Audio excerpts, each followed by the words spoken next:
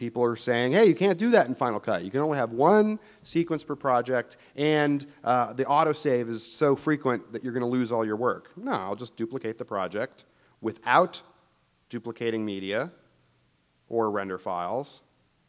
All right, and it even increments it for me. So Final Cut is actually making a couple of assumptions right off the bat. It's assuming that we want to increment things and have versioning going on. It's assuming that we want to keep things in sync on the timeline most of the time, and there are ways to override that if you want to. But what I like about Final Cut 10 is that some of these assumptions indicate that Final Cut is starting to think like an editor. All right? Not what every editor wants to do all of the time, but what's likely, what's a reasonable assumption, what most editors are going to want to do most of the time right off the bat. Do you usually want to keep your video and your audio in sync? Go ahead and raise your hands. All right, well, Final Cut assumed that. And the magnetic timeline, as strange as it may seem, makes it virtually impossible to knock video and audio out of sync. If you want to knock it out of sync, you can do so very easily, and I'll show you. But you have to work at it. Okay? Now, let's say this is kind of a boring little project here, so let me put another clip in there. Now, what's happened while I've been talking here is that Final Cut switched over seamlessly from playing the media off the card to playing the new files that it's created. All right, so if I look on the Finder level here in the event, and what did we call this? Oh, that's the movies folder location. I don't want stuff there. I want this Final Cut event and LaughCPug and original media, and there's the stuff brought in off the card, and here's my transcoded media, the proxy media. In fact, if I do this in list view, which is probably a better way to do it, we can even compare the file sizes. All right, so here's this one that ends in 17. We don't have all night for me to read that out. That's 22.4 megabytes. And here's the other one, 2.4 megabytes. There's your proxy media. Now, if you want a pro feature, let me show you something in Final Cut 10. I'm just going to add a simple cross dissolve here. And based on a 5-second preference, this little thing is going to start generating a render file. See that? It's rendering this here. And I happen to be able to go to my preferences and turn off background rendering if I don't want it. And I'm still remembering where all that stuff is. Okay, background render. All right. Let me just add one more here. Maybe on the end I'll do, again, Command-T, same shortcut as Final Cut 7. And I'm going to start rendering this with Control-R. It's similar, but not the same. And I'm going to try to knock this out halfway through. Okay, there we go. See how I have a little bit of an orange bar up there saying that effect has not been rendered? All right. Now I'm going to go back to the preferences and choose to pop over to my proxy media by clicking this radio button. Look very carefully at that render bar and the render bar area over that sequence. I have just now switched to proxy media. All right. And again, let me select these. I've always been a big fan of selecting what I want to render and then saying, go ahead and render. Again, I'm going to cancel this render a little bit through so we can have like a partial render bar. Okay, again, you can see part of that sequence is rendered, part of it is not rendered. Now I'm going to go back to the preferences, and again, look at the orange bars as I toggle between proxy media and optimized. They each have links to their own render files, and you can go and toggle back and forth between using proxy media and between using your high-res media, and you don't break a link to render files. Remember how whenever you wanted to like view something underneath a track in Final Cut Pro, it would break these links to render files? All right, this is not only exciting to me in and of itself, which I think is cool, that I can go back and forth between these two different resolutions. Is there another application that allows you to use multiple resolutions at the same project level? I think it's Avid, multi-res and dynamic relink.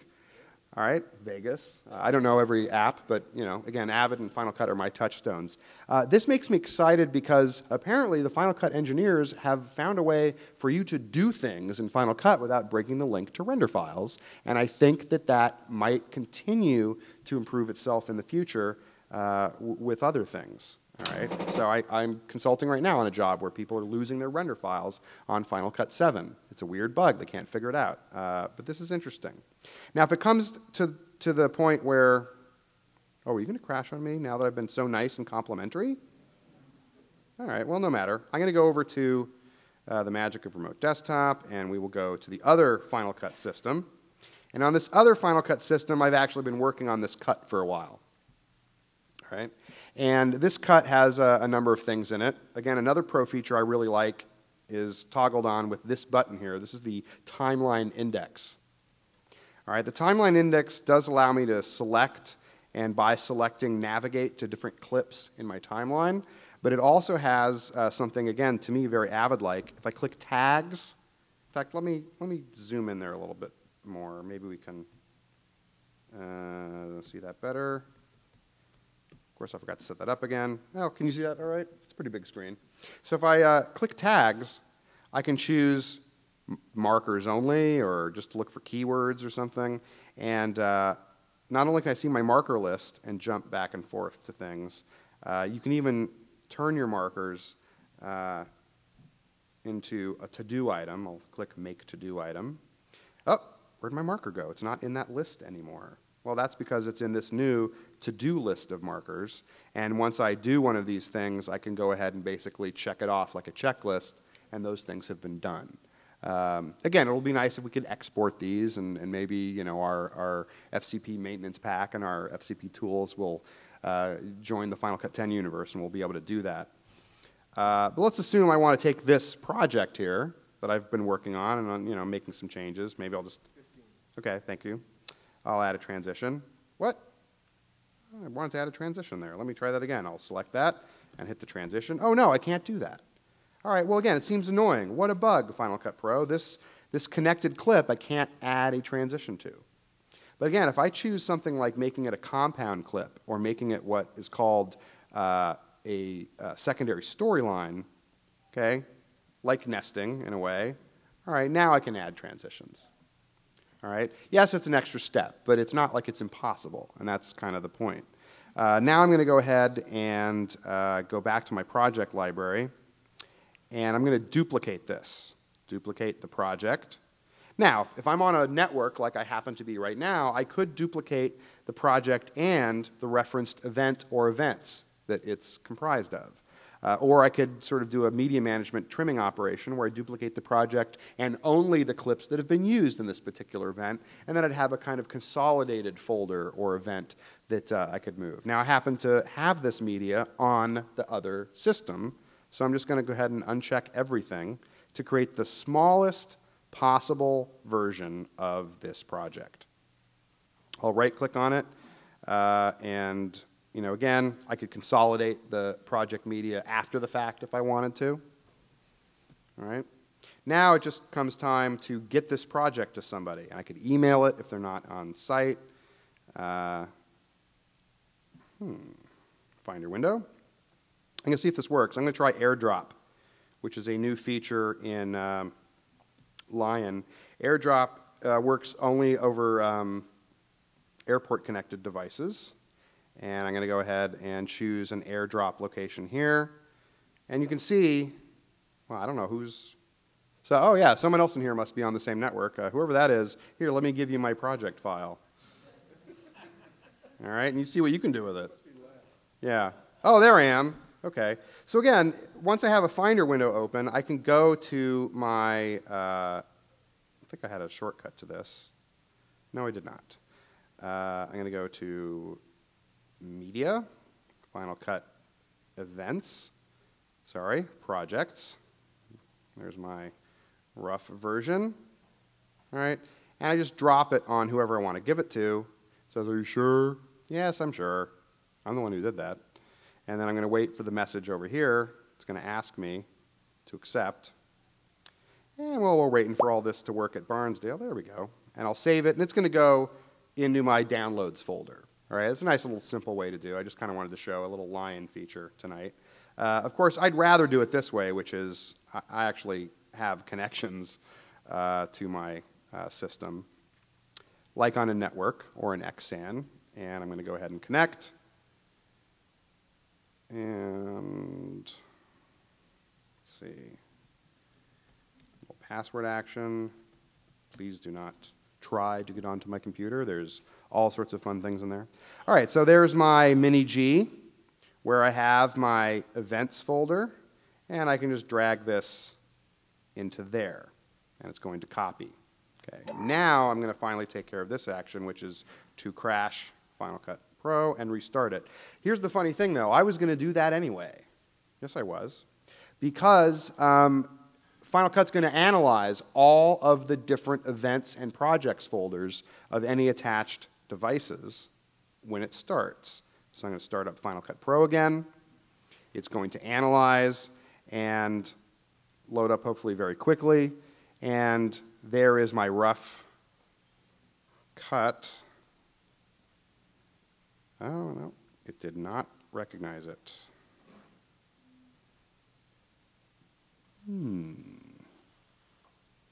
Well, it should have. This worked well earlier when I was not using the Barnesdale. Let's try it one more time. In my downloads folder, all right, I have Weekend Warriors Rough 2. Let's put that on the desktop right now. And again, this is a very small kind of folder. This is only, what, 506 megabytes, and it probably has some render files and stuff in there. I'll just throw those away and show you that the actual project file itself is 3.3 megabytes. That's more like what we're used to in the Final Cut universe.